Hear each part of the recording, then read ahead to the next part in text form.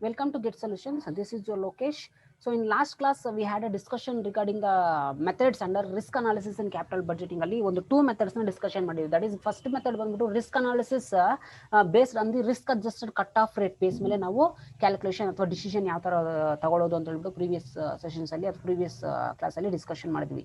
And also we had a discussion regarding the certainly equivalent cash flow method ಅಲ್ಲಿ ಯಾವ ತರ ನಾವು decision ತಗೊಳ್ಳೋದು, ಯಾವ ತರ ಪ್ರೆಸೆಂಟ್ ವ್ಯಾಲ್ಯೂ ಫ್ಯಾಕ್ಟರ್ಸ್ ನ ಕನ್ಸಿಡರ್ ಮಾಡೋದು, ಅಂದ್ರೆ ಯಾವ ತರ ಕೋ ಎಫಿಷಿಯನ್ಸಿ ಫ್ಯಾಕ್ಟರ್ಸ್ ನ ಕನ್ವರ್ಟ್ ಮಾಡಿ ಅನ್ಸರ್ಟೈನ್ ಕ್ಯಾಶ್ ಇನ್ಫ್ಲೋಸ್ ನ ಸರ್ಟೈನ್ ಕ್ಯಾಶ್ ಇನ್ಫ್ಲೋ ಆಗಿ ಕನ್ವರ್ಟ್ ಮಾಡಿ NPV ನ ಕ್ಯಾಲ್ಕುಲೇಷನ್ ಮಾಡೋದು ಅಂತ ಹೇಳ್ಬಿಟ್ಟು ನಮಗೆ ಕ್ಲಿಯರ್ ಆಗಿ ಗೊತ್ತಾಗಿದೆ. Okay, and the next method under this module that is sensitivity analysis. So this is one of the important method in case of risk analysis in capital budgeting. So just concept na artha ಮಾಡ್ಕೊಳ್ಳಿ. See, a sensitivity analysis. ಈ sensitivity analysis ನಲ್ಲಿ ನಾವು ಯಾವ ತರ ನಾವು decisions ನ ತಗೊಳ್ತೀವಿ ಅಂತ ಹೇಳಿದ್ರೆ, ಅಥವಾ ಡಿಸಿಷನ್ ತಗೊಳ್ಳೋದಕ್ಕೆ ನಮ್ಗೆ ಏನ್ ಬೇಕು ಅಂತಂದ್ರೆ ಜನರಲ್ ಆಗಿ ಕ್ಯಾಶ್ ಫ್ಲೋಸ್ ಬೇಕೇ ಬೇಕು. ಓಕೆ, ಆ ಕ್ಯಾಶ್ ಫ್ಲೋಸ್ ನ ನಾವು ಯಾವ ತರ ಟ್ರೀಟ್ ಮಾಡ್ತೀವಿ, ಯಾವ ತರ ಪ್ರೆಸೆಂಟ್ ವ್ಯಾಲ್ಯೂ ಫ್ಯಾಕ್ಟರ್ಸ್ ನ ಕ್ಯಾಶ್ ಫ್ಲೋಗೆ ಅಪ್ಲೈ ಮಾಡ್ತೀವಿ ಅನ್ನೋದೇ ಡಿಫ್ರೆಂಟ್ ಮೆಥಡ್ಸ್ ನಮಗೆ ಹೇಳ್ಕೊಡುತ್ತೆ. So under this sensitivity analysis, under this method the cash flow may be discounted to find out the net present value. Even in case of certainly equivalent method, even in case of risk adjusted cash flow method allo aste cash flows ಗೆ ನಾವು present value factors ನ ಏನಕ್ಕೆ apply ಮಾಡ್ತಿದೀವಿ ಅಂತ ಹೇಳಿದ್ರೆ net present value calculation ಮಾಡೋದಕ್ಕೆ apply ಮಾಡ್ತಿದ್ವಿ. Okay, so in case of this sensitivity analysis also we are going to apply the present value factors to the cash flows. Why means to calculate the net present value. Okay, so ಅದನ್ನೇ ಇಲ್ಲಿ ಹೇಳ್ತಿದ್ದಾನೆ. Net present value calculation ಮಾಡೋದಕ್ಕೆ ನಾವು present value factors ನ apply ಮಾಡ್ತಿದೀವಿ.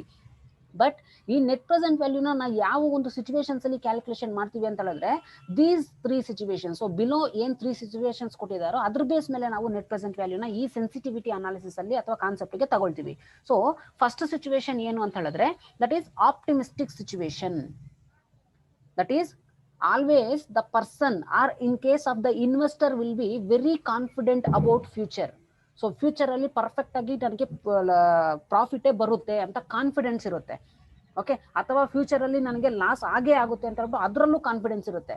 But over all this optimistic is nothing but an ಆಶಾವಾದಿ ಅಂತ ಹೇಳ್ಬಿಟ್ಟು ನಾವು ಕನ್ನಡದಲ್ಲಿ ಕರಿತೀವಿ. ಸೊ ಆಶಾವಾದಿ in the sense he thinks always positively. Future ಅಲ್ಲಿ ನನಗೆ ಲಾಸ್ ಆಗೋದಿಲ್ಲ, ಪ್ರಾಫಿಟೇ ಆಗುತ್ತೆ, ಫ್ಯೂಚರ್ ಅಲ್ಲಿ ಸೇಲ್ಸ್ ಇನ್ಕ್ರೀಸ್ ಆಗೇ ಆಗುತ್ತೆ. So based on that situation, ಆ ಸಿಚುವೇಶನ್ಸ್ ಅಲ್ಲಿ ನಾವು ನೆಟ್ ಪ್ರೆಸೆಂಟ್ ವ್ಯಾಲ್ಯೂನ ಕ್ಯಾಲ್ಕುಲೇಷನ್ ಮಾಡ್ತೀವಿ. ಬಟ್ ಕ್ಯಾಲ್ಕುಲೇಷನ್ ಮಾಡೋದು ಸೇಮ್ ಆಗಿದ್ರೇನು ಡಿಫ್ರೆಂಟ್ ಸಿಚುವೇಶನ್ಸ್ ನಾನು ಡಿಫ್ರೆಂಟ್ ಸಿನಾರಿಯೋನಲ್ಲಿ ಕನ್ಸಿಡರ್ ಮಾಡಬೇಕು ಅಷ್ಟೇ ಈ ಮೆಥಡ್ ಅಲ್ಲಿ. ಓಕೆ, ಸೊ ಯಾವ ಸಿಚುವೇಶನ್ಸ್ ಅಲ್ಲಿ ಕೊಟ್ಟಿರ್ತಾರೆ ನಿಮಗೆ ಪ್ರಾಬ್ಲಮ್ ಅಥವಾ ವ್ಯಾಲ್ಯೂಸ್ ಅಂತ ಹೇಳಿದ್ರೆ, ಒಂದು ಆಪ್ಟಿಮಿಸ್ಟಿಕ್ ಸಿಚುವೇಶನ್ಸ್ ಅಲ್ಲಿ ಕೊಟ್ಟಿರ್ತಾರೆ, ಇನ್ನೊಂದು ನಾರ್ಮಲ್ ಸಿಚುವೇಶನ್ ಅಂದ್ರೆ ಮೋಸ್ಟ್ ಲೈಕ್ಲಿ ಸಿಚುವೇಶನ್ಸ್ ಅಲ್ಲಿ ಕೊಟ್ಟಿರ್ತಾರೆ, ಇನ್ನೊಂದು ಪೆಸಿಮಿಸ್ಟಿಕ್ ಸಿಚುವೇಶನ್ಸ್ ಅಲ್ಲಿ ಕೊಟ್ಟಿರ್ತಾರೆ. ವಿಚ್ ಮೀನ್ಸ್ ಆಪ್ಟಿಮಿಸ್ಟಿಕ್ ಅಂತ ಹೇಳಿದ್ರೆ ಆಲ್ವೇಸ್ ಫ್ಯೂಚರ್ ಬಗ್ಗೆ ಪಾಸಿಟಿವ್ ಆಗಿ ಥಿಂಕ್ ಮಾಡೋದು. ಓಕೆ, ಸೊ ಇದಕ್ಕೆ ಆಪೋಸಿಟ್ ಅಂತ ಹೇಳಿದ್ರೆ pessimistic. So pessimistic in the sense always future ಬಂದ್ಬಿಟ್ಟು ನೆಗೆಟಿವ್ ಆಗಿ ಥಿಂಕ್ ಮಾಡಬಹುದು ಅಥವಾ ಥಿಂಕ್ ಮಾಡೋದನ್ನ. ಓಕೆ, ಸೊ ಇನ್ವೆಸ್ಟರ್ಸ್ ಈ ಪೆಸಿಮಿಸ್ಟಿಕ್ ಸಿಚುವೇಶನ್ಸ್ ಅಲ್ಲಿ ನನಗೆ ಲಾಸ್ ಆಗೋಗುತ್ತೆ ಅಥವಾ ಬರ್ಡನ್ ಜಾಸ್ತಿ ಆಗುತ್ತೆ ಅಥವಾ ರಿಸ್ಕ್ ಜಾಸ್ತಿ ಆಗುತ್ತೆ, always the investor will be going to think negatively about the future. So that's why this situation is called as pessimistic situation.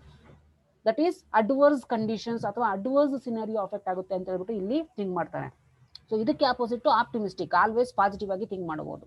Okay, think ಮಾಡೋದು. Okay, and also this mediating variable that is most likely ಅಂತ ಹೇಳಿದ್ರೆ ಇದು positive ಆಗಿ think ಮಾಡೋದಿಲ್ಲ, negative ಆಗಿ think ಮಾಡೋದಿಲ್ಲ, normal neutral condition. Normal condition ಏನಾಗುತ್ತೋ ಅದು ಆಗ್ಲಿ ಅಂತ ಹೇಳ್ಬಿಟ್ಟು ನಾರ್ಮಲ್ ಕಂಡೀಷನ್ ಅಲ್ಲಿ ಕೂಲ್ ಆಗಿ ಇರೋದು. ಸೊ ಈ 3 ಡಿಫ್ರೆಂಟ್ ಸಿಚುವೇಶನ್ಸ್ ಅಲ್ಲಿ ನಾವು ಈ ಸೆನ್ಸಿಟಿವಿಟಿ ಅನಾಲಿಸಿಸ್ ಕಾನ್ಸೆಪ್ಟ್ ನ ಯೂಸ್ ಮಾಡಿಕೊಂಡು ನೆಟ್ ಪ್ರೆಸೆಂಟ್ ವ್ಯಾಲ್ಯೂನ ಕ್ಯಾಲ್ಕುಲೇಷನ್ ಮಾಡ್ತೀವಿ. ನಿಮ್ಗೆ ಎಕ್ಸಾಂಪಲ್ ಕೊಟ್ಟಾಗ ಅವರು ಯಾವ ತರ ಈ optimistic, most likely, pessimistic situations ಅಲ್ಲಿ ವ್ಯಾಲ್ಯೂಸ್ ನ ಕೊಡ್ತಾರೆ ಅನ್ನೋದು ನಿಮಗೆ ಕ್ಲಿಯರ್ ಆಗಿ ಅರ್ಥ ಆಗುತ್ತೆ. if the net present value under these 3 situations is different or differ widely, it implies that there is a greater risk of the project. So ಈ 3 situations ನಾವು ಸೆನ್ಸಿಟಿವಿಟಿ ಅನಾಲಿಸಿಸ್ ಅಲ್ಲಿ ಕನ್ಸಿಡರ್ ಮಾಡೋದ್ರಿಂದ based on these 3 situations only we are going to take the necessary decision. ಈ 3 situations ಅಲ್ಲೂ ಏನಾದ್ರೂ values ನಾವು find out ಮಾಡಿದಾಗ ಅಥವಾ ನೆಟ್ ಪ್ರೆಸೆಂಟ್ ವ್ಯಾಲ್ಯೂ ಕ್ಯಾಲ್ಕುಲೇಷನ್ ಮಾಡಿದಾಗ, if the net present value is widely different from the one situation to another situation or one scenario to another scenario, then it will be considered as more risky project ಅಂತ ಹೇಳ್ಬಿಟ್ಟು ನಾವು consider ಮಾಡ್ತೀವಿ. For example optimistic situations ಅಲ್ಲಿ net present value 1 ಅಂತ ಬಂತು. So most likely situation ಅಲ್ಲಿ net present value ಬಂದ್ಬಿಟ್ಟು ಒಂದು 20 ಅಂತ ಬಂತು. So it is a lot of difference. 19 is the difference. So ಅದು ಸಣ್ಣ ಡಿಫ್ರೆನ್ಸ್ ಅಲ್ಲ. ನೆಕ್ಸ್ಟ್ ಪೆಸಿಮಿಸ್ಟಿಕ್ ಸಿಚುವೇಶನ್ಸ್ ಅಲ್ಲಿ ಒಂದು 90 ಅಂತ ಹೇಳ್ಬಿಟ್ಟು ಬಂದಿದೆ. So it is also A wide difference between the situations. So ಈ ತರ ಡಿಫ್ರೆನ್ಸಸ್ ಮೋರ್ ಏನಾದ್ರು ಇದ್ರೆ ಅಥವಾ ವೈಡ್ ಆಗಿ ಏನಾದ್ರು ಡಿಫರ್ ಆದ್ರೆ ನಾವು ಮಾಡ್ತಿರೋ ಪ್ರಾಜೆಕ್ಟ್ ಅಥವಾ ನಾವು ಮಾಡ್ತಿರೋ ಪ್ರಾಜೆಕ್ಟ್ ಅಲ್ಲಿ ತುಂಬಾ ರಿಸ್ಕ್ ಇನ್ವಾಲ್ವ್ ಆಗಿದೆ ಅಂತ ಹೇಳ್ಬಿಟ್ಟು ನಾವು ಅಸಂಪ್ಷನ್ ಮಾಡ್ಕೊಳ್ತೀವಿ. That is under sensitivity analysis. So that is the case here. They described that if the net present value under these three situations is different or differ widely, it implies that there is a greater risk in the project or a proposal. Okay, and the investor is decision to accept or reject a project will depend upon his risk bearing activity. So as usual in case of financial management, the profit and risk theory says that the risk is more, the profit is also more, and risk is less and profit is also less, right? So it is left to the investor. Investor ಬಂದು ನಾನು risk ತಗೊಳ್ತೀನಿ, ನಾನು ನನಗೆ profit ಜಾಸ್ತಿ ಬೇಕು ಅಂದ್ರೆ risk ನ ತಗೊಳ್ಳೋದಕ್ಕೆ ರೆಡಿ ಇದ್ರೆ ರಿಸ್ಕ್ ಆ ಸಿಚುವೇಶನ್ಸ್ ಅಲ್ಲಿ ಆ ಪ್ರಾಜೆಕ್ಟ್ ನ ಸೆಲೆಕ್ಟ್ ಮಾಡ್ಕೋಬಹುದು. If is not able to accept the project, then the investor wish accept ಆದ್ರೂ ಮಾಡ್ಕೋಬಹುದು, ರಿಜೆಕ್ಟ್ ಆದ್ರೂ ಮಾಡ್ಕೋಬಹುದು. It is depending on the investor capacity and ability to accept the risk or reject the risk. ನಾನು ತಗೊಳ್ಳೋದಕ್ಕೆ ready ಇದೀನಿ ಅಂತ ನಾನು definite ಆಗಿ ತಗೋಬಹುದು. ರಿಸ್ಕ್ ಇದೆಯಾ, ನಾನು ಫೇಸ್ ಮಾಡ್ತೀನಿ, ಸೊ ಫೇಸ್ ಮಾಡಿದ್ರೆ ನನಗೆ ಪ್ರಾಫಿಟ್ ಬರುತ್ತೆ, ಅದಾದ್ರೆ ತಗೋಬಹುದು. ಇಲ್ಲ ನಮ್ಮ ಕೈಯಲ್ಲಿ ಆಗೋದಿಲ್ಲ ಅಂತ ಹೇಳ್ಬಿಟ್ಟು ಬಿಟ್ಬಿಡ್ಬೋದು. But we have to consider the situation. ಈ ಸಿಚುವೇಶನ್ಸ್ ಇಂದ ನಮ್ಗೆ ಡಿಸಿಷನ್ ತಗೊಳ್ಬಹುದು. ಡಿಸಿಷನ್ ಯಾವ್ದ್ರ ಬೇಸ್ ಮೇಲೆ ತಗೋಬಹುದು ಅಂತಂದ್ರೆ based on net present value. Net present value wide ಆಗಿ ಏನಾದ್ರು ತ್ರೀ ಸಿಚುವೇಶನ್ಸ್ ಅಲ್ಲಿ ಡಿಫ್ರೆಂಟ್ ಆಗಿ ಏನಾದ್ರು ಬಂದ್ರೆ ಆ ಪ್ರಾಜೆಕ್ಟ್ ಅಲ್ಲಿ ರಿಸ್ಕ್ ಇದೆ ಅಂತ ಹೇಳ್ಬಿಟ್ಟು ನಾವು ಕಂಪನಿಗೆ ರೆಕಮೆಂಡ್ ಮಾಡಬೇಕು ಅಥವಾ ಇನ್ವೆಸ್ಟರ್ಗೆ ರೆಕಮೆಂಡ್ ಮಾಡಬೇಕು. ಅವ್ರಿಗೆ ಇಷ್ಟ ಇದ್ರೆ ಅಥವಾ ರಿಸ್ಕ್ ತಗೊಳ್ಳೋದಕ್ಕೆ ಎಬಿಲಿಟಿ ಇದ್ರೆ ಅವ್ರು ತಗೋಬಹುದು, ಬಿಟ್ರೆ ಬಿಡ್ಬೋದು. Decision is left to the investor and the proposal selectors. Okay, so ಈಗ ಈ ಸೆನ್ಸಿಟಿವಿಟಿ ಅನಾಲಿಸಿಸ್ ನಲ್ಲಿ ಯಾವ ತರ ನಾವು ಪ್ರಾಬ್ಲಮ್ ನ ಮಾಡಿ ಅಥವಾ ಫ್ಯಾಕ್ಟರ್ಸ್ ನ ಅಪ್ಲೈ ಮಾಡಿ ನಾವು ಡಿಸಿಷನ್ ತಗೊಳ್ಳೋದಕ್ಕೆ ಒಂದು ಹೆಲ್ಪ್ ಆಗುತ್ತೆ ಈ ಸೆನ್ಸಿಟಿವಿಟಿ ಅನಾಲಿಸಿಸ್ ಅಂತ ಹೇಳ್ಬಿಟ್ಟು ನಾವು ನೋಡೋಣ. Okay, let's see the example ನಾವು. See the example problem related to sensitivity analysis. So ಯಾವ ತರ ನಾವು ಡಿಸಿಷನ್ಸ್ ನ ಈ ಸೆನ್ಸಿಟಿವಿಟಿ ಅನಾಲಿಸಿಸ್ ನಲ್ಲಿ ನಾವು ತಗೊಳ್ತೀವಿ ಅಂತ ಹೇಳ್ಬಿಟ್ಟು ನೋಡೋಣ. Okay, C mister Selvaraj, mister Selva is considering 2 mutually exclusive projects ಅಂತ ಹೇಳಿದ್ರೆ 2 mutually exclusive ಪ್ರಾಜೆಕ್ಟ್ಸ್ ನ ಇಲ್ಲಿ ಸೆಲೆಕ್ಟ್ ಮಾಡ್ಕೊಳ್ಳೋದಕ್ಕೆ ಮಿಸ್ಟರ್ ಸೆಲ್ವರಾಜ್ ಬಂದ್ಬಿಟ್ಟು ಕಾನ್ಸೆಪ್ಟ್ ನ ಅಥವಾ ಕಾನ್ಸಂಟ್ರೇಟ್ ಮಾಡ್ತಿದ್ದಾರೆ. Okay, see the project X and project Y. So decision ಬಂದ್ಬಿಟ್ಟು ಪ್ರಾಜೆಕ್ಟ್ ಎಕ್ಸ್ ಆದ್ರೂ ತಗೋಬೇಕು, ಇಲ್ಲ ವೈ ಆದ್ರೂ ತಗೋಬೇಕು. So these are the mutually exclusive events. Okay, see you are required to advise him about the acceptability of the project from the following information. So based on this given information we have to recommend Mr. Selvaraj whether to accept the project or not. So based on optimistic ಮತ್ತೆ most likely ಮತ್ತೆ pessimistic base ಮೇಲೆ ನಾವು mister ಸೆಲ್ವರಾಜ್ಗೆ ನಾವು decide ಅಥವಾ decision ಕೊಡಬೇಕು. Okay, So the given information regarding project X and project Y. So project X ಬಂದ್ಬಿಟ್ಟು cost of investment ಎಷ್ಟಿದೆ, that is 1 lakh. So initial outflow. Next project Y is 1 lakh. So forecast cash inflows per annum for 5 years. So ಇಲ್ಲಿ per annum ಗೆ cash inflows ಬರ್ತಾ ಇದ್ರೇನು total 5 years ಗೆ ಇಲ್ಲಿ total ಮಾಡಿ ಕೊಟ್ಟಿದ್ದಾರೆ. That you have to keep it in mind. Correctly read the sentences. See forecast cash inflow per annum. So per annum ಗೆ ಏನ್ cash inflows ಬರ್ತಾ ಇತ್ತು ಅದು 5 years ಗೆ ಕೊಟ್ಟಿದ್ದೀನಿ ಅಂತ ಹೇಳ್ಬಿಟ್ಟು ಹೇಳ್ತಿದ್ದಾರೆ. ಓಕೆ, ಸೊ ಈ ಸೆನ್ಸಿಟಿವಿಟಿ ಅನಾಲಿಸಿಸ್ ಅಲ್ಲಿ ನಾವು ಡಿಸಿಷನ್ ನ ಸಿನಾರಿಯೋ ಅಥವಾ ಸಿಚುವೇಶನ್ಸ್ ಬೇಸ್ ಮೇಲೆ ಡಿಸಿಷನ್ ತಗೊಳ್ಳೋದ್ರಿಂದ we have to consider these situations, that is optimistic situation, most likely situation and pessimistic situations base ಮೇಲೆ ನಾವು ಡಿಸಿಷನ್ ನ ತಗೊಳ್ತೀವಿ. See cash inflow for project X for the 5 years under optimistic situation. Optimistic in case ಏನಾದರೂ investor ಬಂದ್ಬಿಟ್ಟು ನನಗೆ future ಅಲ್ಲಿ ಪ್ರಾಫಿಟೇ ಬರಬಹುದು ಅಂತ ಹೇಳಿದಾಗ ಎಷ್ಟು ಅವ್ರಿಗೆ ಕ್ಯಾಶ್ ಇನ್ಫ್ಲೋ ಬರುತ್ತೆ, that is 60,000 for 5 years and most likely situation ಅಲ್ಲಿ 35,000 for 5 years and pessimistic situation ಅಲ್ಲಿ 20,000 ಟೋಟಲ್ 5 years ಗೆ ಬರುತ್ತೆ ಅಂತೆ. ಓಕೆ, ಈ 3 ಸಿಚುವೇಶನ್ಸ್ ಅಲ್ಲಿ ನಾವು ನೆಟ್ ಪ್ರೆಸೆಂಟ್ ವ್ಯಾಲ್ಯೂನ ಕ್ಯಾಲ್ಕುಲೇಷನ್ ಮಾಡ್ಕೋಬೇಕು. That is for project X and similarly we have to calculate the net present value for project Y under these 3 situations. So first year ಅಲ್ಲಿ ಅಂದ್ರೆ ಫಸ್ಟ್ ಸಿಚುವೇಶನ್ಸ್ ಅಲ್ಲಿ 55,000 for 5 years ಬಂದಿದೆ, second situation ಅಲ್ಲಿ 30,000, third situation ಅಲ್ಲಿ 20,000 complete ಆಗಿ ಬಂದಿದೆ. See the cut off rate may be assume to be 15%. So total 15% present value factors ನಾವು ಇಲ್ಲಿ ತಗೋಬೇಕು. ಓಕೆ, ಸೊ ಈಗ ಇನ್ಫಾರ್ಮೇಶನ್ ಬಂದ್ಬಿಟ್ಟು ಟೋಟಲ್ 5 years ಗೆ ಕೊಟ್ಟಿದ್ದಾರೆ ಅಂತ ಹೇಳಿದ್ರೆ ನಾವು each year present value factors ನ ಅಪ್ಲೈ ಮಾಡೋದಕ್ಕೆ ಸಾಧ್ಯ ಇಲ್ಲ. Okay, see the cut off rate may be assumed to be 15%. ನಿಮಗೆ ಪ್ರೆಸೆಂಟ್ ವ್ಯಾಲ್ಯೂ ಫ್ಯಾಕ್ಟರ್ಸ್ನ ಕಟ್ ಆಫ್ ರೇಟ್ ಅಂತಾನು ಕೊಡಬಹುದು. ಅದಕ್ಕೆ ನೀವು ಕಟ್ ಆಫ್ ರೇಟ್ ಮೆಥಡ್ ಅಲ್ಲೇ ಮಾಡಬೇಕು ಅಂತ ಏನಿಲ್ಲ. ಕಟ್ ಆಫ್ ರೇಟ್ ಅಂತ ಹೇಳಿದ್ರೆ ದಟ್ ಇಸ್ 15%. ಇಲ್ಲಿ ಸಿಚುವೇಶನ್ ಕೊಟ್ಟಿರೋದ್ರಿಂದ ಅದನ್ನು ಕಟ್ ಆಫ್ ರೇಟ್ ಅಂತ ಟ್ರೀಟ್ ಮಾಡಿದ್ರೆ ಏನು ತಪ್ಪಾಗೋದಿಲ್ಲ. ಓಕೆ, ಸೊ ಬಟ್ ಏನ್ here in this problem they are mention clearly the situations. So based on this situation ಅಂತಂದ್ರೆ it is comes under the sensitivity analysis. Okay, so ಈಗ present value factor cut off rate ಬಂದು 15% ಕೊಟ್ಟಿದ್ದಾರೆ ಅಂತ ಹೇಳಿದ್ರೆ general ಆಗಿ ನಾವು 15% present value ಫ್ಯಾಕ್ಟರ್ಸ್ನ calculation ಮಾಡ್ಕೊಳ್ತೀವಿ. ಯಾವ ಥರ ಕ್ಯಾಲ್ಕುಲೇಷನ್ ಮಾಡ್ತೀವಿ ಜನರಲ್ ಆಗಿ? ಸಿ ಇಯರ್ಸ್ ಅಂತ ಹೇಳ್ಬಿಟ್ಟು ಫಸ್ಟ್ ಮೆನ್ಷನ್ ಮಾಡ್ಕೊಂಡಿದ್ದಾದ್ಮೇಲೆ ನೆಕ್ಸ್ಟ್ ಟೋಟಲ್ 5 ಇಯರ್ಸ್ ಇದೆ, ಟೋಟಲ್ 5 ಇಯರ್ಸ್ ಅಂತ ಹೇಳ್ಬಿಟ್ಟು ನಾನು ಮೆನ್ಷನ್ ಮಾಡ್ಕೊಂಡಿದ್ದೀನಿ. ಓಕೆ, ಸೊ ಈಗ P V at 15%. So present value factor general ಆಗಿ ನಾವು ಯಾವ ಥರ ಕ್ಯಾಲ್ಕುಲೇಷನ್ ಮಾಡ್ತೀವಿ? 1/1.15, ರೈಟ್? ಸೊ 1/1.15 ಏನಾದರೂ ಮಾಡಿದ್ರೆ ನಮಗೆ ಫಸ್ಟ್ ಇಯರ್ ಎಷ್ಟು ಬರುತ್ತೆ? 0.870. ನೆಕ್ಸ್ಟ್ ಸೆಕೆಂಡ್ ಇಯರ್ 0.756 ಬರುತ್ತೆ. ಥರ್ಡ್ ಇಯರ್ 0.658 ಬರುತ್ತೆ. ನೆಕ್ಸ್ಟ್ ಫೋರ್ತ್ ಇಯರ್ 0.572 ಬರುತ್ತೆ. ನೆಕ್ಸ್ಟ್ ಫಿಫ್ತ್ ಇಯರ್ 0.497 ಬರುತ್ತೆ. ಓಕೆ, ಸೊ ಈಗ ಈಚ್ ಇಯರ್ ನಾವು ಕ್ಯಾಲ್ಕುಲೇಷನ್ ಮಾಡೋದಕ್ಕೆ ಸಾಧ್ಯ ಇಲ್ಲ. ಯಾಕಂತ ಹೇಳಿದ್ರೆ ಪ್ರಾಬ್ಲಮ್ ಅಲ್ಲಿ ಬಂದ್ಬಿಟ್ಟು ಟೋಟಲಿ 5 ಇಯರ್ಸ್ಗೆ ಅವರು ಇನ್ಫಾರ್ಮೇಷನ್ ಕೊಟ್ಟಿರೋದ್ರಿಂದ ನಾವು ಟೋಟಲ್ 5 ಇಯರ್ ಪ್ರೆಸೆಂಟ್ ವ್ಯಾಲ್ಯೂ ಫ್ಯಾಕ್ಟರ್ನ ಅಪ್ಲೈ ಮಾಡ್ತೀವಿ. ಯಾವಾಗ ಟೋಟಲ್ ಪ್ರೆಸೆಂಟ್ ವ್ಯಾಲ್ಯೂ ಫ್ಯಾಕ್ಟರ್ಸ್ನ 5 ಇಯರ್ಸ್ಗೆ ಮಾಡ್ತೀವೋ ಅದು ಪ್ರೆಸೆಂಟ್ ವ್ಯಾಲ್ಯೂ ಫ್ಯಾಕ್ಟರ್ ಆಗೋದಿಲ್ಲ, ಆನಿಟಿ ಫ್ಯಾಕ್ಟರ್ ಆಗುತ್ತೆ. ಸೊ ಇಸ್ ಈಕ್ವಲ್ ಟು ಈಗ ಟೋಟಲ್ ಎಲ್ಲವನ್ನು ನಾವು ಆ್ಯಡ್ ಮಾಡಬೇಕಂತ ಹೇಳಿದ್ರೆ ಜನರಲ್ ಆಗಿ ಎಕ್ಸೆಲ್ ಅಲ್ಲಿ ನೀವು ISC ನಲ್ಲಿ ಸಮ್ ಅಂತ ಯೂಸ್ ಮಾಡ್ತೀರಾ. ಓಕೆ, ಸೊ ಇಲ್ಲಾಂದ್ರೆ ಕ್ಯಾಲ್ಕುಲೇಟರಲ್ಲಿ ಆ್ಯಡ್ ಮಾಡ್ಕೊಂಡು ನಿಮಗೆ 3.353 ಬರುತ್ತೆ. ಓಕೆ, ಸೊ ನಿಮಗೆ ಕ್ಯಾಲ್ಕುಲೇಟರಲ್ಲೂ ಹೇಳ್ಕೊಡ್ತೀನಿ ಯಾವ ಥರ ಜನರಲ್ ಆಗಿ ಟೋಟಲ್ ಕ್ಯಾಲ್ಕುಲೇಷನ್ ಮಾಡ್ಕೊಳ್ಳೋದು ಅಂತ ಹೇಳ್ಬೋದು. ದಟ್ ಇಸ್ ಈಕ್ವಲ್ಲು ಮತ್ತು ಪ್ಲಸ್ m+(= 5 ಟೈಮ್ಸ್ ಪ್ರೆಸ್ ಮಾಡಿ ಮೆಮೊರಿ ರೀಕಾಲ್ನ ಪ್ರೆಸ್ ಮಾಡಿದ್ರೆ ನಿಮಗೆ ಪ್ರೆಸೆಂಟ್ ವ್ಯಾಲ್ಯೂ ಫ್ಯಾಕ್ಟರ್ ಜೊತೆಗೆ ಆನಿಟಿ ಫ್ಯಾಕ್ಟರ್ ಎಷ್ಟು ಇಯರ್ಗೆ ಬೇಕಾಗುತ್ತೋ ಅಷ್ಟು ಇಯರ್ಗೆ ಕ್ಯಾಲ್ಕುಲೇಷನ್ ಮಾಡ್ಕೋಬೋದು. ಇಲ್ಲಿ 5 ಇಯರ್ಸ್ ಕೊಟ್ಟಿರೋದ್ರಿಂದ 5 ಇಯರ್ ಫ್ಯಾಕ್ಟರ್ನ ನಾವು 5 ಟೈಮ್ಸ್ ಪ್ರೆಸ್ ಮಾಡಬೇಕು ಕ್ಯಾಲ್ಕುಲೇಟರಲ್ಲಿ. ಸೊ ಇನ್ ಕೇಸ್ ಏನಾದರೂ ಏನಿ ಡೌಟ್ಸ್ ಇದ್ದರೆ ಇದರಲ್ಲಿ ಕ್ಯಾಲ್ಕುಲೇಷನ್ ಮಾಡೋದ್ರಲ್ಲಿ ಪ್ರೀವಿಯಸ್ ವೀಡಿಯೋಸ್ನಲ್ಲಿ ಸೆಕೆಂಡ್ ಚಾಪ್ಟರ್ಸಲ್ಲಿ ನಾನು ಮಾಡಿಕೊಟ್ಟಿದ್ದೀನಿ, ಅದನ್ನು ನೋಡ್ಕೊಳ್ಳಿ. Okay, so present value factor ಈಗ 5 ಇಯರ್ಸ್ ಕ್ಯಾಲ್ಕುಲೇಷನ್ ಮಾಡ್ಕೊಂಡಿದ್ದೀವಿ. ಯಾಕೆ ಕ್ಯಾಲ್ಕುಲೇಷನ್ ಮಾಡ್ಕೊಂಡಿದ್ದೀವಿ ಅಂತ ಹೇಳಿದ್ರೆ we have to apply this annuity factor for these cash inflows. Because ಈ 60,000, 35,000, 20,000 ಡಿಫ್ರೆಂಟ್ ಸಿಚುವೇಶನ್ಸ್ ಅಲ್ಲಿ 5 ಇಯರ್ಸ್ಗೆ ಟೋಟಲ್ ಆಗಿ ಕೊಟ್ಟಿದ್ದಾರೆ. ಅದಕ್ಕೆ ನಾವು 5 ಇಯರ್ಸ್ ಫ್ಯಾಕ್ಟರ್ನ ಅಪ್ಲೈ ಮಾಡ್ಕೋಬೇಕು. ಈಚ್ ಇಯರ್ ಫ್ಯಾಕ್ಟರ್ನ ಅಪ್ಲೈ ಮಾಡೋದಕ್ಕೆ ಸಾಧ್ಯ ಇಲ್ಲ. Okay, so let's see how to solve this problem based on the sensitivity analysis based on the consideration of optimistic, most likely and pessimistic for project X and project Y. So let's take down the heading, that is calculation of net present value based on the sensitivity analysis ಅಂತ ಹೇಳ್ಬಿಟ್ಟು ತಗೊಳ್ತೀವಿ. ಯಾವ ಮೆಥಡಲ್ಲಿ calculation ಮಾಡ್ತೀರೋ ಆ method base ಮೇಲೆ ನೀವು heading ಹಾಕಿ. So first ಈಗ years ಇಲ್ಲದೆ ಇರೋದ್ರಿಂದ ನಾವು ಇಲ್ಲಿ ಪರ್ಟಿಕ್ಯುಲರ್ಸ್ ಅಂತ ಹೇಳ್ಬಿಟ್ಟು ನಾವು ತಗೋಬಹುದು, ಅಥವಾ ಸಿಚುವೇಶನ್ಸ್ ಅಂತ ಹೇಳ್ಬಿಟ್ಟು ನೀವು ತಗೋಬಹುದು. ಸೊ ನಾನು ಜನರಲ್ ಆಗಿ ಪರ್ಟಿಕ್ಯುಲರ್ಸ್ ಅಂತ ಹೇಳ್ಬಿಟ್ಟು ತಗೊಳ್ತೀನಿ. ಪರ್ಟಿಕ್ಯುಲರ್ಸ್. ಸೊ ಪರ್ಟಿಕ್ಯುಲರ್ಸ್ ಅಂತ ತಗೊಂಡಿದ್ದಾದ್ಮೇಲೆ ಇಲ್ಲಿ ಯಾವ ಸಿಚುವೇಶನ್ಸ್ ಇದೆ? ಒಂದು optimistic situation, next most likely, next pessimistic. So next pessimistic situation. So ಇಲ್ಲಿ ಜನರಲ್ ಆಗಿ ನಾವು ಪ್ರಾಜೆಕ್ಟ್ X ಅಂತ ಹೇಳ್ಬಿಟ್ಟು ತಗೊಳ್ಳೋಣ. Because we are doing the calculation regarding the project X.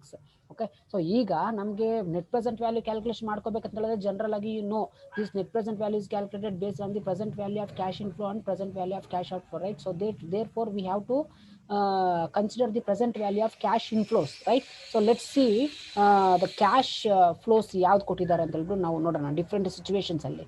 Okay, so this is the cash flow for 5 years ಅಂತ ಹೇಳ್ಬಿಟ್ಟು mention ಮಾಡ್ಕೊಳ್ಳಿ. ನಿಮ್ಗೆ ಏನಾದರೂ ಡೌಟ್ ಏನಾದರೂ ಇದ್ದರೆ ಅಥವಾ ಕನ್ಫ್ಯೂಷನ್ಸ್ ಆಗೋಂಗಿದ್ರೆ 5 ಇಯರ್ಸ್ಗೆ ಅಂತ ಹೇಳ್ಬಿಟ್ಟು ಮೆನ್ಷನ್ ಮಾಡ್ಕೊಳ್ಳಿ. ಈಚ್ ಇಯರ್ ಕೊಟ್ಟಿಲ್ಲ, ಟೋಟಲ್ 5 ಇಯರ್ಸ್ಗೆ ಟೋಟಲ್ ಮಾಡಿ ಕೊಟ್ಟಿದ್ದಾನೆ ಡಿಫ್ರೆಂಟ್ ಸಿಚುವೇಶನ್ಸ್ ಅಲ್ಲಿ. ಈಗ ಆಪ್ಟಿಮಿಸ್ಟಿಕ್ ಸಿಚುವೇಶನ್ಸ್ ಅಲ್ಲಿ what is the cash inflow for this 5 years? Total 5 ಇಯರ್ಸ್ಗೆ ಎಷ್ಟಿದೆ? 60,000 ಇದೆ. So next most likely situation ಅಲ್ಲಿ ಟೋಟಲ್ 5 ಇಯರ್ಸ್ಗೆ ಕ್ಯಾಶ್ ಫ್ಲೋ ಎಷ್ಟಿದೆ? 35,000 ಇದೆ. Next similarly for pessimistic situation ಅಲ್ಲಿ 20,000 ಎಕ್ಸ್ಪೆಕ್ಟ್ ಮಾಡ್ತಿದೆ. So this is the cash flow for total 5 years.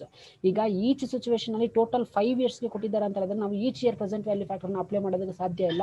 ಅದಕ್ಕೆ ಇವು 5 ಇಯರ್ಸ್ ಟೋಟಲ್ ಆನಿಟಿ ಫ್ಯಾಕ್ಟರ್ನ ಅಪ್ಲೈ ಮಾಡ್ಕೋಬೇಕು, ಟೋಟಲ್ ಮಾಡ್ಕೊಂಡು ಅಪ್ಲೈ ಮಾಡ್ಕೋಬೇಕು. Okay, see present. ಓಕೆ, ಇಲ್ಲಿ ಕಟ್ ಆಫ್ ರೇಟ್ ಅಂತ ಕೊಟ್ಟಿರೋದ್ರಿಂದ ನಾವು cut off rate factor. So cut off rate ಅಂತ ಹೇಳ್ಬಿಟ್ಟು ನಾವು ಕೊಡೋಣ at 15% for 5 years. For 5 year ಅಂತ ಹೇಳ್ಬಿಟ್ಟು ನಾನು ಇಲ್ಲಿ ಮೆನ್ಷನ್ ಮಾಡಿರ್ತೀನಿ. ಓಕೆ,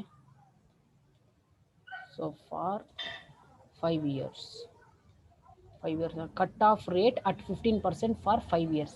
ಟೋಟಲ್ 5 ಇಯರ್ ಅಂದರೆ ಡಿಫ್ರೆಂಟ್ ಸಿಚುವೇಶನ್ಸ್ ಅಲ್ಲಿ ನಾವು ಪ್ರೆಸೆಂಟ್ ವ್ಯಾಲ್ಯೂ ಫ್ಯಾಕ್ಟರ್ಸ್ನ ಅಪ್ಲೈ ಮಾಡ್ತಿದ್ದೀವಿ. So present value factor each year ಕೊಟ್ಟಿಲ್ಲದೆ ಇರೋದ್ರಿಂದ ನಾವು ಟೋಟಲ್ ಫ್ಯಾಕ್ಟರ್ನ ಅಂದರೆ ಟೋಟಲ್ 5 ಇಯರ್ಸ್ಗೆ ಎಷ್ಟು ಫ್ಯಾಕ್ಟರ್ ಅಪ್ಲೈ ಆಗುತ್ತೋ ಅದು ಅಪ್ಲೈ ಮಾಡ್ತೀವಿ. ಟೋಟಲ್ 5 ಇಯರ್ಸ್ಗೆ ಈ ಆನ್ಯುಟಿ ಫ್ಯಾಕ್ಟರ್ ಬರುತ್ತೆ. ಇಲ್ಲಿ 5 ಇಯರ್ಸ್ದೇ ಕ್ಯಾಶ್ ಫ್ಲೋ ಟೋಟಲ್ ಕೊಟ್ಟಿರೋದೆ. ಈ ಸಿಚುವೇಶನ್ ಅಲ್ಲಿ ಆಪ್ಟಿಮಿಸ್ಟಿಕ್ ಸಿಚುವೇಶನ್ಸ್ ಅಲ್ಲಿ ಟೋಟಲ್ 5 ಇಯರ್ಸ್ಗೆ ಕ್ಯಾಶ್ ಫ್ಲೋ ಬಂದ್ಬಿಟ್ಟು 60,000 ಎಕ್ಸ್ಪೆಕ್ಟ್ ಮಾಡ್ತಿದ್ದಾರೆ. Then in order to calculate the net present value we also apply the annuity factor for the total 5 years. So ಎಷ್ಟಿದೆ 3.353 ರೈಟ್. ಸೊ ಎಲ್ಲ 5 ಇಯರ್ಸ್ಗೆ ಕೊಟ್ಟಿರೋದ್ರಿಂದ ನಾವು ಇದನ್ನ ಅದೇ ತರ ಬರ್ಕೋಬಹುದು. ನಾವು in order to calculate the net present value ನಾವು we have to calculate the present value of cash inflow at 15% present value or annuity value factor for 5 years calculation ಮಾಡ್ಕೋಬೇಕು. Okay, so present value of cash inflow for total 5 years. Okay, so present value of cash inflow for total 5 years ನಾನು calculation ಮಾಡ್ಕೋಬೇಕು ಅಂತ ಹೇಳಿದ್ರೆ that is based on the annuity factor.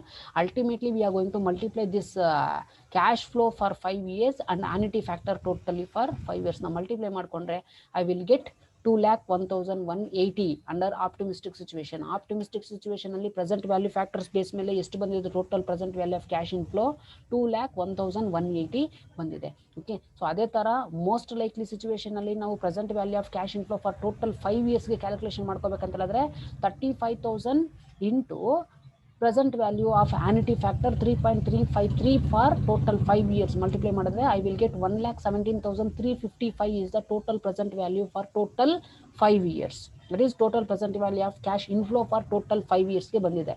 So similarly I am going to multiply this 20,000 into 3.353 total present value of annuity factor for the 5 years of the cash inflow to get the total present value of cash inflow for the total 5 years. Okay, total 5 ಇಯರ್ಸ್ಗೆ ಈಗ ಬಂದಿದೆ. So optimistic situations ಅಲ್ಲಿ total present value of cash inflow ಬಂದಿದೆ for 5 years and most likely situation ಅಲ್ಲಿ 5 ಇಯರ್ಸ್ಗೆ ಬಂದಿದೆ. Pessimistic situations ಅಲ್ಲಿ ನಮಗೆ 5 ಇಯರ್ಸ್ಗೆ present value of cash inflows ಬಂದಿದೆ. ಈಗ ಈಚ್ ಸಿಚುವೇಶನ್ಸ್ ಅಲ್ಲಿ ನಾವು ನೆಟ್ ಪ್ರೆಸೆಂಟ್ ವ್ಯಾಲ್ಯೂನ ಕ್ಯಾಲ್ಕುಲೇಷನ್ ಮಾಡ್ಕೋಬೇಕು ಅಂತ ಹೇಳಿದ್ರೆ ಎಲ್ಲಾ ಸಿಚುವೇಶನ್ಸ್ ಅಲ್ಲಿ net present value formula apply ಆಗುತ್ತೆ. So what formula? That is present value of total cash inflow for the total years minus present value of cash outflow. So ಈಗ total 5 years ಅಂದ್ರೆ life ಅಂತ assumption ಮಾಡ್ಕೊಂಡ್ರೆ what is the cash outflow for project X for 5 years that is 1 lakh ಅಲ್ವಾ.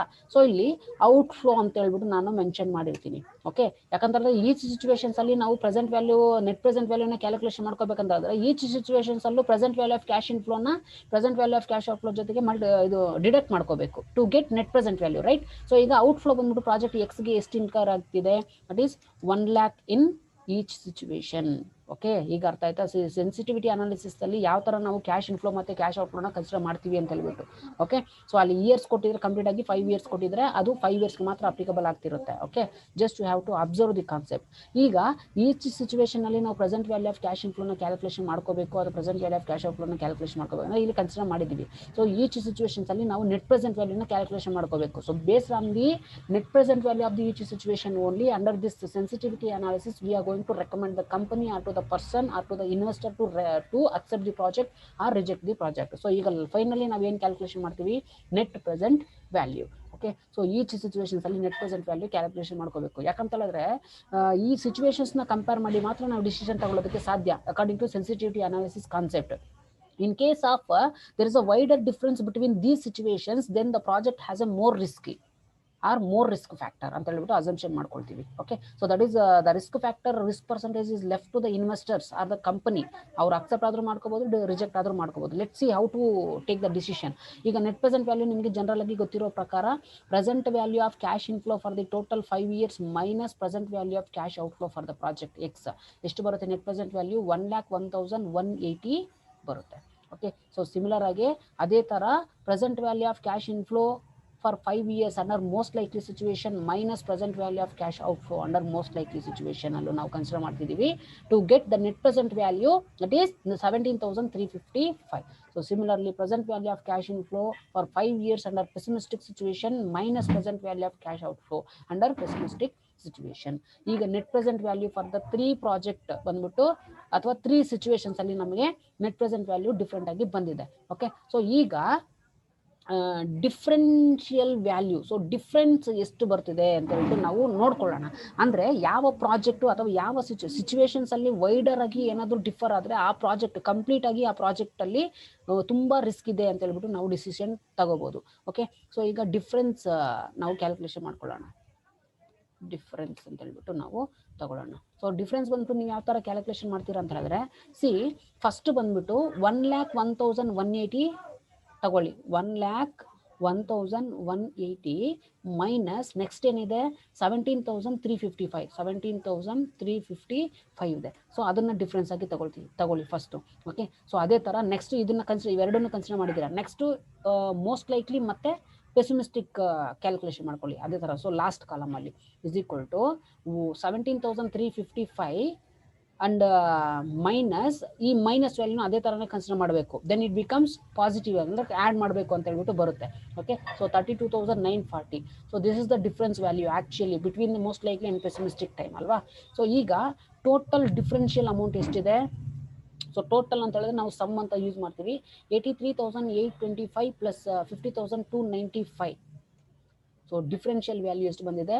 1,34,120. So ಅದೇ ಥರ project ವೈದು calculation ಮಾಡಿ ನಾವು ನೋಡೋಣ ಎಷ್ಟು ಬರುತ್ತೆ ಅಂತ ಹೇಳ್ಬಿಟ್ಟು. Okay, so just apply the same concept, that is particulars. Next project Y. Okay, so ಈಗ different situations, optimistic, most likely and pessimistic. So ಈಗ ಆಪ್ಟಿಮಿಸ್ಟಿಕ್ ಸಿಚುವೇಶನ್ ಪ್ರಾಜೆಕ್ಟ್ ವೈನಲ್ಲಿ ಎಷ್ಟಿದೆ? That is 55,000. Next 30,000, right? Next 30,000, next 20,000. So 20,000 ಈಗ total ಇದೆಲ್ಲ same ಇರುತ್ತೆ. Okay, so present value annuity factors same ಇರುತ್ತೆ. Next present value of cash inflow for total 5 ಇಯರ್ಸ್ಗೆ that is 55,000 into annuity ಫ್ಯಾಕ್ಟರ್ನ multiply ಮಾಡಿದ್ರೆ we will get 1,84,415. So ಈ ಥರ multiply ಮಾಡ್ಕೋಬೇಕು. Next present value of cash ಔಟ್ಫ್ಲೋನು same for project Y. Okay, so ಈಗ net present value of cash inflow minus present value of cash outflow. So net present values ನಮಗೆ ಬಂದಿದೆ. Okay, so next ಡಿಫ್ರೆನ್ಸ್ನ calculation ಮಾಡಿ ನೋಡೋಣ. Difference okay is equal to first 84,415 minus 590 calculation difference ಎಷ್ಟು? 83,825. Next ಇವೆರಡನ್ನ calculation ಮಾಡ್ಕೊಳ್ಳಿ. Okay, is equal to 590 minus 32,940. ಇದು minus value ಆಗಿರೋದನ್ನ ಮೈನಸ್ ವ್ಯಾಲ್ಯೂನ ಅದೇ ಥರ ಕನ್ಸಿಡರೇಷನ್ ಮಾಡಿ. ಅದನ್ನು ಹೇಳ್ಕೊಟ್ಟಿದ್ದೀನಿ. ಮೈನಸ್ ವ್ಯಾಲ್ಯೂಸ್ ಬಂದಾಗ ಯಾವ ಥರ ಕನ್ಸಿಡರೇಷನ್ ಮಾಡೋದು ಕ್ಯಾಲ್ಕುಲೇಟರ್ಗೆ ಅಂತ ಹೇಳ್ಬಿಟ್ಟು. Okay, so 43,530. Okay, so the total difference value ಎರಡನ್ನು ಆ್ಯಡ್ ಮಾಡಿಕೊಂಡ್ರೆ total difference value 1,17,355 is the total difference value under sensitivity analysis. So different situation. So ಈಗ ತುಂಬ ಡಿಫ್ರೆನ್ಸ್ ಯಾವುದರಲ್ಲಿ ಬರ್ತಾ ಇದೆ? ಪ್ರಾಜೆಕ್ಟ್ ಎಕ್ಸಲ್ಲಿ ಬರ್ತಾ ಇದೆಯಾ, ಪ್ರಾಜೆಕ್ಟ್ ವೈಯಲ್ಲಿ ಬರ್ತಿದೆಯಾ? See differential value under project X is 1,34,120. So under project Y ಬಂದ್ಬಿಟ್ಟು 1,17,355 ಇದೆ. ಓಕೆ, ಸೊ ಈಗ ತುಂಬ ಡಿಫ್ರೆನ್ಸ್ ಇರೋದು ಬಂದ್ಬಿಟ್ಟು ಪ್ರಾಜೆಕ್ಟ್ ಎಕ್ಸ್ ಅಲ್ಲಿ ಅಲ್ವಾ. So hence the project X has the more risk because it is widely different from the optimistic, most likely and pessimistic situation when compared to project Y. So therefore the acceptability and rejectability of the project is left to the Mr. Selva. Okay, because or is left to the Mr. Selva risk perception attitude. So ಅವ್ರು risk ತಗೊಳ್ಳೋದಕ್ಕೆ ready ಇದ್ರೆ ಅವ್ರು ತಗೊಳ್ಳಿ, ಇಲ್ಲ ಅಂತಂದ್ರೆ reject ಮಾಡಲಿ ಅಂತ ಹೇಳ್ಬಿಟ್ಟು ಅವ್ರಿಗೆ ಬಿಟ್ಬಿಡೋದು decision. So just you have to write down this much of concept, that is this much of conclusion in your notebook. Okay, so ಈಗ ಡಿಫ್ರೆನ್ಸ್ ಬಂದ್ಬಿಟ್ಟು ಪ್ರಾಜೆಕ್ಟ್ ಎಕ್ಸ್ಗೆ ತುಂಬ ಜಾಸ್ತಿ ಬಂದಿದೆ, ಅದಕ್ಕೆ ಈ ಪ್ರಾಜೆಕ್ಟಲ್ಲಿ ತುಂಬ ರಿಸ್ಕ್ ಇದೆ, ನಾವು ರಿಸ್ಕ್ ಡಿಸಿಷನ್ ತಗೊಳ್ಳೋದಕ್ಕೆ ಸೆಲ್ವಾಗೆ ಬಿಡ್ತಿದ್ದೀವಿ. So based on the risk perception ಅವ್ರು ರಿಸ್ಕ್ ತಗೊಳ್ಳೋದಕ್ಕೆ ರೆಡಿ ಇದ್ರೆ ತಗೊಳ್ಳಿ ಪ್ರಾಜೆಕ್ಟ್ ಎಕ್ಸ್ನ, ಇಲ್ಲಾಂದ್ರೆ ರಿಜೆಕ್ಟ್ ಮಾಡಲಿ ಅಂತ ಹೇಳ್ಬಿಟ್ಟು ಕೊಡೋಣ. ಓಕೆ, ಸೊ ಇಲ್ಲಾಂದ್ರೆ ಪ್ರಾಜೆಕ್ಟ್ ವೈನ ತಗೊಳ್ಳೋಣ ಅಂತ ಹೇಳ್ಬಿಟ್ಟು ಕೊಡೋಣ. So this is the way to calculate the net present value under sensitivity analysis. Okay, so ಈ ಥರ ನೀವು ಪ್ರಾಜೆಕ್ಟ್ ಎಕ್ಸ್ ಮತ್ತು ಪ್ರಾಜೆಕ್ಟ್ ವೈನ ಕನ್ಸಿಡರೇಷನ್ ಮಾಡಿ ಕ್ಯಾಲ್ಕುಲೇಷನ್ ಮಾಡ್ಕೋಬೇಕು. And also you have to see and observe. So ಈ ಕ್ಯಾಶ್ ಇನ್ಫ್ಲೋಸ್ ಬಂದ್ಬಿಟ್ಟು present value factor each year ಕೊಟ್ಟಿದ್ದಾರೆ, ಎಲ್ಲ ಟೋಟಲ್ ಇಯರ್ಸ್ಗೆ ಕೊಟ್ಟಿದ್ದಾರೆ ಅಂತ ಹೇಳ್ಬಿಟ್ಟು ನೋಡಿಕೊಂಡು ನೀವು ಅಪ್ಲೈ ಮಾಡ್ಕೋಬೇಕು, ಪ್ರೆಸೆಂಟ್ ವ್ಯಾಲ್ಯೂ ಅಪ್ಲೈ ಮಾಡಬೇಕಾ ಅಥವಾ ವ್ಯಾನಿಟಿ ಫ್ಯಾಕ್ಟರ್ ವ್ಯಾಲ್ಯೂ ಏನ ಅಪ್ಲೈ ಮಾಡಬೇಕಾ ಅಂತ ಹೇಳ್ಬಿಟ್ಟು. Okay, so this is the way of calculating the problem. So most exams ಅಲ್ಲಿ ನಿಮಗೆ ಟೋಟಲ್ ವ್ಯಾಲ್ಯೂಸ್ನ ಕೊಟ್ಟಿರ್ತಾರೆ, ನೋಡ್ಕೊಳ್ಳಿ ಅದನ್ನ. ಓಕೆ, ಸೊ ನೆಕ್ಸ್ಟ್ ಮೆಥಡ್ ಬಂದ್ಬಿಟ್ಟು ನಿಮಗೆ probability technique. So it is very important. So probability technique is a very important concept for your examination also. So most questions ಬಂದ್ಬಿಟ್ಟು probability technique ಅಲ್ಲಿ ನಿಮಗೆ ಇರುತ್ತೆ. Okay, so just observe this concept, sensitivity analysis, make A note and write down the conclusion.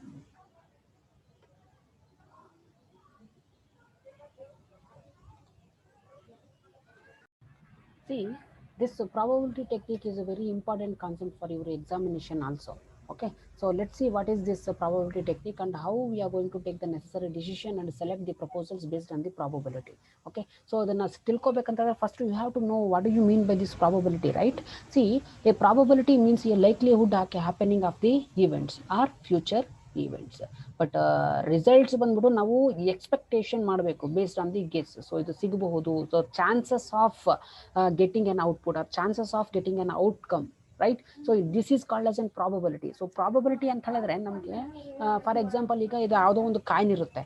Okay, so what is the probability of getting for single coin ನಾವು ಏನಾದರೂ flip up ಮಾಡಿದಾಗ, so what is the chance of getting or what is the probability of getting head ಅಂತ ಹೇಳ್ಬಿಟ್ಟು ನಾವೇನಾದರೂ ಕೇಳಿದಾಗ 50% ಅಂತ ಹೇಳ್ಬಿಟ್ಟು ಹೇಳ್ಬೋದು. ಯಾಕಂತ ಹೇಳಿದ್ರೆ ಒಂದು ಕಾಯಿನ್ನ ಒಂದು ಸರಿ ನಾವು ಫ್ಲಿಪ್ ಮಾಡಿದಾಗ ಈ ಪ್ರಾಬಬಿಲಿಟಿ ಅನ್ನೋದು ನಮ್ಗೆ ಏನು ಹೇಳುತ್ತೆ ಅಂತ ಹೇಳಿದ್ರೆ, ನಾನು ಏನು ಔಟ್ಕಮ್ ಬಯಸ್ತಾ ಇದ್ದೀನಿ that is 50% of chance head ಬೀಳಬೇಕು ಅಂತ ಹೇಳ್ಬಿಟ್ಟು ಬಯಸ್ತೀನಿ. ಒಂದು ಕಾಯಿನ್ನ ನಾವು ಟಾಸ್ ಮಾಡಿದಾಗ ಎಷ್ಟು ಪರ್ಸೆಂಟೇಜ್ ಅಥವಾ ಎಷ್ಟು ಪರ್ಸೆಂಟ್ ಪ್ರಾಬಬಿಲಿಟಿ ಇದೆ ಹೆಡ್ ಬೀಳೋದಕ್ಕೆ? Only 50% chance, right? So another 50% ಬಂದ್ಬಿಟ್ಟು ಟೈಲ್ ಬೀಳೋ ಚಾನ್ಸಸ್ ಇರುತ್ತೆ. So it is a likely happening of the future events, but there is a chances of getting an outcome, right? But we have to predict the probability. So ಈ ತರ concepts ಅಲ್ಲಿ ನಾವು ಯಾವ ತರ decisions ನ ತಗೊಳ್ಳೋದು ಅಂತ ಹೇಳ್ಬಿಟ್ಟು ನಾವು ನೋಡೋಣ. ಓಕೆ, ಸೊ ಈ ಒಂದು ಇನ್ ದಿಸ್ ಪ್ರಾಬಬಿಲಿಟಿ ಟೆಕ್ನಿಕ್ ಅಲ್ಲಿ ಪ್ರಾಜೆಕ್ಟ್ ನ ಸೆಲೆಕ್ಟ್ ಮಾಡೋ ಚಾನ್ಸಸ್ ಇದ್ರೇನು ಎಷ್ಟು ಪರ್ಸೆಂಟೇಜ್ ಪ್ರಾಬಬಿಲಿಟಿ ಇದೆ ಆ ಪ್ರಾಜೆಕ್ಟ್ ನ ಸೆಲೆಕ್ಟ್ ಮಾಡ್ಕೊಳ್ಳೋದಕ್ಕೆ ಅನ್ನೋದನ್ನ ನಾವು ಟ್ರೈ ಮಾಡೋದನ್ನ ನಾವು ಪ್ರಾಬಬಿಲಿಟಿ ಟೆಕ್ನಿಕ್ ಬೇಸ್ ಮೇಲೆ ನಾವು ಮಾಡ್ತೀವಿ. Okay, so that's why a probability means it is a likely happening or likelihood future events. Under this method how we are going to calculate the net present value in the sense, see under this method the probability method the cash flows ಕೊಟ್ಟಿರ್ತಾರೆ net present value calculation ಮಾಡಬೇಕು ಅಂತ ಹೇಳಿದ್ರೆ. So for this cash inflows for the future years further is discounted with the probability. So probabilities ಕೊಟ್ಟಿರ್ತಾರೆ. For example see always the probability is equal to 1. Okay, so ಆ 1ಗೆ equal ಆಗಿರಬೇಕು complete ಆಗಿ probability. ಅದು ನಿಮಗೆ problem ಅಲ್ಲಿ ಕೊಟ್ಟಾಗ ಅರ್ಥ ಆಗುತ್ತೆ. So 1 in the sense, for example ಈಗ ನಾನು ಬಿಸ್ನೆಸ್ ಸ್ಟಾರ್ಟ್ ಮಾಡ್ತೀನಿ, ಫ್ಯೂಚರ್ ಅಲ್ಲಿ ಪ್ರಾಫಿಟ್ ಬರೋ ಚಾನ್ಸಸ್ ಬಂದ್ಬಿಟ್ಟು 0.80% ಚಾನ್ಸಸ್ ಇರುತ್ತೆ ಅಂತ ಹೇಳ್ಬಿಟ್ಟು ಮೆನ್ಷನ್ ಮಾಡಿರ್ತೀನಿ. ಸೊ ರಿಮೈನಿಂಗ್ 0.20% ಬಂದ್ಬಿಟ್ಟು ಲಾಸ್ ಬರೋ ಚಾನ್ಸಸ್ ಇರುತ್ತೆ ಅಂತ ಹೇಳ್ಬಿಟ್ಟು ನಾನು ಮೆನ್ಷನ್ ಮಾಡ್ತೀನಿ. So 0.80 and 0.20 is equal to 1. So always the probability ಬಂದ್ಬಿಟ್ಟು ಈ ಸಿಚುವೇಶನ್ ಅಲ್ಲಿ ಅಥವಾ ಈ ತರ ನಾವು ಕ್ಯಾಲ್ಕುಲೇಟ್ ಮಾಡ್ಕೊಳ್ತೀವಿ. ಓಕೆ, ಅದು ಪ್ರಾಬ್ಲಮ್ ಎಕ್ಸ್ಪ್ಲೇನ್ ಮಾಡಿದಾಗ ನಿಮ್ಗೆ ಕ್ಲಿಯರ್ ಆಗಿ ಅರ್ಥ ಆಗುತ್ತೆ. But now you have to understand what you mean with the probability. The probability is nothing but is the happening of the events or future likelihood happening of the events, right? So head and ಟೈಲ್ದು ಅದನ್ನ ನೆನ್ಪಿಟ್ಕೊಳ್ಳಿ example. So ಈ probability technique complete ನಿಮಗೆ concept ಬಂದ್ಬಿಟ್ಟು next sem ಅಲ್ಲಿ QT operations research and quantitative techniques ಅಲ್ಲಿ ನಾನು ಮಾಡ್ಕೊಡ್ತೀನಿ. ಯಾಕಂದ್ರೆ ನಿಮಗೆ ಕಂಪ್ಲೀಟ್ ಆಗಿ ಸಿಲೆಬಸ್ ಅಲ್ಲಿ ಪ್ರಾಬಬಿಲಿಟಿ ಟೆಕ್ನಿಕ್ ಇದೆ. ಓಕೆ, ಸೊ ಈಗ ಈ ಪ್ರಾಬಬಿಲಿಟಿ ಟೆಕ್ನಿಕ್ ಇನ್ ಕೇಸ್ ಏನಾದರೂ ಅದು ಬೇಕಾದ್ರೆ ನಾನು ಶೇರ್ ಮಾಡ್ತೀನಿ ಪ್ರಾಬಬಿಲಿಟಿ ಟೆಕ್ನಿಕ್. ಓಕೆ, ಸೊ ಅದರಲ್ಲಿ ಪ್ರಾಬ್ಲಮ್ಸ್ ಎಲ್ಲ ಮಾಡಿಸಿದ್ದೀನಿ ನಾನು. ಸೊ ನೆಕ್ಸ್ಟ್ ಸೆಮ್ ಅಲ್ಲಿ ಹೆಂಗೋ ಕಲಿತೀರಾ ಅಂತ ಇದ್ದಾಗ ನಿಮಗೆ ಬೇಕಾದ್ರೆ ನೋಡ್ಕೊಳ್ಳಿ, ಇಲ್ಲಂತಂದ್ರೆ just follow this information that so ಈ ಕಾನ್ಸೆಪ್ಟ್ಸ್ ಅಲ್ಲಿ ಪ್ರಾಬಬಿಲಿಟಿನಲ್ಲಿ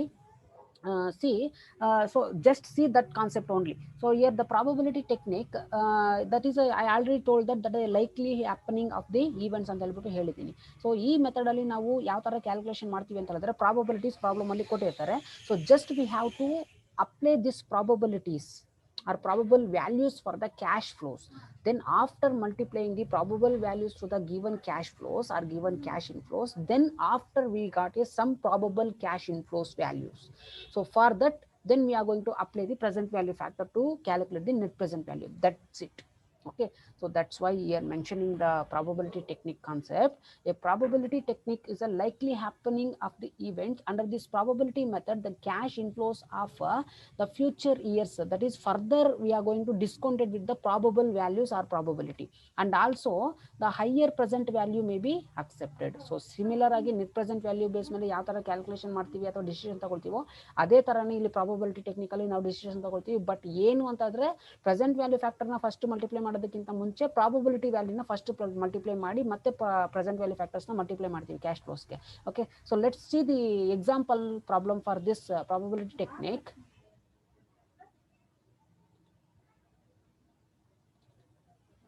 okay, so probability technique base ಮೇಲೆ ನಾವು ಪ್ರಾಬ್ಲಮ್ ಮಾಡಿ ನೋಡೋಣ. Okay okay, C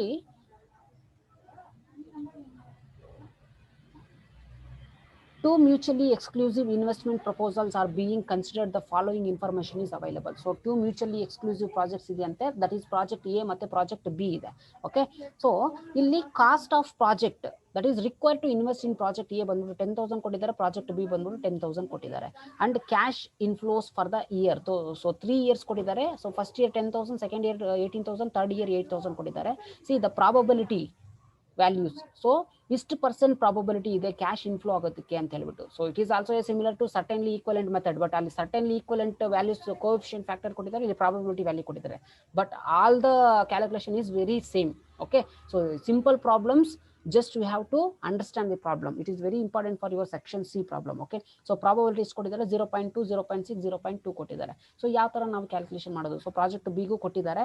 so assume the cost of capital and advise the selection of the project. So ಇಲ್ಲಿ assume the cost of capital ಅಂತ ಹೇಳ್ಬಿಟ್ಟು ಕೊಟ್ಟಿದ್ದಾರೆ. ಸೊ ನಾವೇ ಅಸಂಪ್ಷನ್ ಮಾಡ್ಕೋಬೇಕು. ಸೊ ಇನ್ ಕೇಸ್ ಏನಾದರೂ ಪ್ರಾಬ್ಲಮ್ಸ್ ಅಲ್ಲಿ ನಿಮಗೆ ಪ್ರೆಸೆಂಟ್ ವ್ಯಾಲ್ಯೂ ಫ್ಯಾಕ್ಟರ್ಸ್ ನ ಕೊಟ್ಟಿಲ್ಲ ಅಂತ ಹೇಳಿದ್ರೆ present value factor assume as 10. Okay, so general term ಅಲ್ಲಿ ನಾವು 10% ಈಸಿಯಾಗಿ ಕ್ಯಾಲ್ಕುಲೇಷನ್ ಮಾಡ್ಕೋಬಹುದು. ಅದಕ್ಕೆ ನೀವು 10 ಅಂತ ಹೇಳ್ಬಿಟ್ಟು ನೀವು ಅಸಂಪ್ಷನ್ ಮಾಡ್ಕೊಳ್ಳಿ. Okay, so take down the heading ನಾವು computation or calculation of the net present value on probability technique. Okay, so ನಿಮ್ಗೆ ಬೇಕಾದ್ರೆ ನೋಟ್ ಬರ್ಕೋಬಹುದು. Present value factor or cost of capital assumed as 10% ಅಂತ ಹೇಳ್ಬಿಟ್ಟು ಕೊಟ್ಕೋಬಹುದು. ಓಕೆ, ಸೊ ಫಸ್ಟ್ ಏನಿದೆ ಈಗ, that is years, right? So years. Next project A. Okay, so in rupees ಅಲ್ಲಿ ಕೊಟ್ಟಿದ್ದಾರೆ. ಸೊ ಎಷ್ಟು ಇಯರ್ಸ್ ಇದೆ? 3 years ಇದೆ. ಓಕೆ, ಸೊ 3 years ಅಂತಂದ್ರೆ ಈಗ ಫಸ್ಟ್ ನಾವು ಏನು ಕ್ಯಾಲ್ಕುಲೇಷನ್ಗೆ ತಗೊಳ್ತೀವಿ, ದಟ್ ಈಸ್ ಕ್ಯಾಶ್ ಫ್ಲೋಸ್ನ ನಾವು ಫಸ್ಟ್ ಕನ್ಸಿಡರೇಷನ್ಗೆ ತಗೊಳ್ತೀವಿ. ಸೊ ಎಷ್ಟು ಕ್ಯಾಶ್ ಫ್ಲೋಸ್ ಇದೆ? That is 10,000 and 18,000 for second year and 8,000 is for third year. So ಈಗ ಈ probability technically first present value ಫ್ಯಾಕ್ಟರ್ನ ಅಪ್ಲೈ ಮಾಡೋದಕ್ಕಿಂತ ಮುಂಚೆ ಈ ಪ್ರಾಬಬಿಲಿಟೀಸ್ನ ನಾವು ಕನ್ಸಿಡರೇಷನ್ ಮಾಡ್ತೀವಿ. So therefore take it as probability. So probability ಅಂತ ಹೇಳ್ಬಿಟ್ಟು ನಾವು ಹೆಡ್ಡಿಂಗ್ ತಗೋಬೇಕು. ಸೊ ಎಷ್ಟಿದೆ? 0.2, 0.6, 0.2. ಸೊ ಚೆಕ್ ಮಾಡ್ಕೊಳ್ಳಿ ಬೇಕಾದ್ರೆ. 0.6, 0.2, 0.2 ಬಂದ್ಬಿಟ್ಟು ಟೋಟಲ್ ಈಕ್ವಲ್ ಟು 1.00ಗೆ ಈಕ್ವಲ್ ಆಗಿರುತ್ತೆ. ಆಲ್ವೇಸ್ ಪ್ರಾಬಬಿಲಿಟಿ ಬಂದ್ಬಿಟ್ಟು ಈಕ್ವಲ್ ಆಗಿ ಇರಲೇಬೇಕು. ಓಕೆ, ಸೊ ಅದನ್ನ ಮೈಂಡಲ್ಲಿ ಇಟ್ಕೊಳ್ಳಿ. ಸೊ ನೆಕ್ಸ್ಟ್ ಬಂದ್ಬಿಟ್ಟು ಈಗ ಪ್ರಾಬಬಿಲಿಟೀಸ್ ನಾವು ಕ್ಯಾಶ್ ಫ್ಲೋಸ್ಗೆ ಮಲ್ಟಿಪ್ಲೈ ಮಾಡಿದ್ರೆ ನಮ್ಗೆ ಏನು ಬರುತ್ತೆ ಅಂತ ಹೇಳಿದ್ರೆ that is probable cash flows ಬರುತ್ತೆ ನಮಗೆ. ಓಕೆ, ಸೊ ಯಾವಾಗ ನಾವು ಪ್ರಾಬಬಲ್ ವ್ಯಾಲ್ಯೂಸು ಅಥವಾ ಪ್ರಾಬಬಿಲಿಟಿನ ನಾವು ಕ್ಯಾಶ್ ಫ್ಲೋಸ್ಗೆ ಮಲ್ಟಿಪ್ಲೈ ಮಾಡ್ತೀವೋ ಆಗ ನಮಗೆ ಪ್ರಾಬಬಲ್ ಕ್ಯಾಶ್ ಇನ್ಫ್ಲೋ ನಮಗೆ ಬರುತ್ತೆ. So how to get this probable cash inflow? So ನೀವು ಫುಲ್ ಫಾರ್ಮ್ ಬೇಕಾದ್ರೆ ಬರ್ಕೊಳ್ಳಿ, probable cash inflow. Okay, so cash ಇನ್ಫ್ಲೋನ ನಾವು ಈ ಪ್ರಾಬಬಿಲಿಟಿ ವ್ಯಾಲ್ಯೂಗೆ ಮಲ್ಟಿಪ್ಲೈ ಮಾಡಿದ್ರೆ we will get probable cash inflow. So ಅದೇ ಥರ ಎಲ್ಲದಕ್ಕೂ ಮಲ್ಟಿಪ್ಲೈ ಮಾಡ್ಕೋಬೇಕು. So after this we have to apply the present value factor. So what is the present value factor? We have assumed that is 10% ಅಂತ ಹೇಳ್ಬಿಟ್ಟು assumption ಮಾಡ್ಕೊಂಡಿದ್ದೀವಿ. ಈ problem ಅಲ್ಲಿ ಕೊಟ್ಟಿಲ್ಲ, but we are going to assume 10%. So 10% ಅಂತ ಹೇಳಿದ್ರೆ 0.909 for the first year and second year 0.826 and third year 0.751 ಅಂತ ಹೇಳ್ಬಿಟ್ಟು ನಿಮಗೆ ಬರುತ್ತೆ. Now it is easy to calculate the net present value, that you know very well how to calculate the net present value, right? So after multiplying these present value factors for the probable cash inflow, then we will get the present value of probable cash inflow. So present value of probable cash inflows ನಮಗೆ ಬರುತ್ತೆ. ಯಾವಾಗ ಬರುತ್ತೆ ಅಂತ ಹೇಳಿದ್ರೆ ಈ probable cash ಇನ್ಫ್ಲೋಸ್ನ ನಾವು present value ಫ್ಯಾಕ್ಟರ್ಸ್ನ ಮಲ್ಟಿಪ್ಲೈ ಮಾಡಿದಾಗ. Okay, then you will get probable cash inflows. So next ಇದನ್ನೆಲ್ಲ ನಾವು ಆ್ಯಡ್ ಮಾಡಿದಾಗ then we will get the total present value of probable cash inflows ನಮಗೆ ಬರುತ್ತೆ. Okay, so just take down total present value of probable cash inflow ಅದು ನಮಗೆ ಬರುತ್ತೆ. Okay, so then from this we are going to deduct the total present value of probable cash outflow na ನಾವು deduct ಮಾಡ್ಕೋಬೇಕು. So what is the outflow of this project A? That is totally we have 10,000, right? So from this we will get net present value ನಮಗೆ easy ಆಗಿ ಬರುತ್ತೆ. That is how to calculate the net present value of cash inflow minus present value of cash outflow. Then we will get the net present value 1940 ಬಂದ್ಬಿಟ್ಟು ನಿಮಗೆ net present value for project A ಬಂದಿದೆ. So similarly you have to calculate the net present value for project B. Sorry, so ಇಲ್ಲಿ A ಅಂತ ಹೇಳಿದ್ರೆ ಇದು B ಅಲ್ವಾ, project Y ಅಲ್ಲ. So project B you will get the net present value 2214 rupees ಬರುತ್ತೆ net present value. Okay, so based on this probability, so ಇಷ್ಟೇ probability technique based ಮೇಲೆ ನಾವು calculation ಮಾಡೋದು, very simple. So you have to understand. Okay, so based on this net present value calculation under probability technique, we have to accept the project B because the net present value of project A is less than the net present value of project B. Hence, according to the probability technique under risk analysis in investment, we are going to accept the project B because it is a highest net present value or higher net present value or positive net present value than the project A. Okay, so that is 2214 and compared to project A 1940 ಅಂತ ಹೇಳ್ಬಿಟ್ಟು ನೀವು conclusion ಕೊಡಬಹುದು. Okay, so ಇದಾದ್ಮೇಲೆ next ನಿಮಗೆ standard deviation ಅಂತ ಹೇಳ್ಬಿಟ್ಟು method ಬರುತ್ತೆ. Okay, ಅದು ನೆಕ್ಸ್ಟ್ ಕ್ಲಾಸಲ್ಲಿ ನಾನು ಮಾಡ್ಕೊಡ್ತೀನಿ. If you have any queries in this probability technique concept and sensitivity analysis, just put a query in YouTube comment box or just put a query in WhatsApp group. I will solve all your queries and I will definitely I'm going to clarify your doubts. Okay, so thanks for watching.